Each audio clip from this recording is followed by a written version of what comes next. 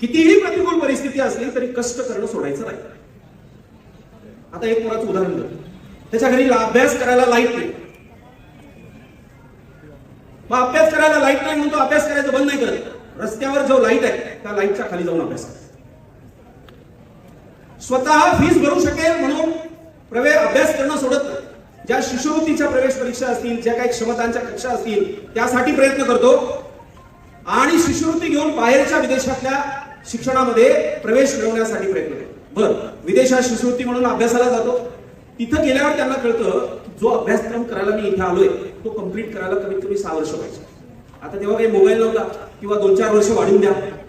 तो विद्यार्थी विचार करतो की ठीक आहे, मला जेवढ्या वेळाची शिष्यवृत्ती मिळाली आहे तेवढ्याच वेळात हा अभ्यासक्रम पूर्ण करण्याचा प्रयत्न करतो. मग बाकीचे विद्यार्थी 10ला येतात, 5ला जातात.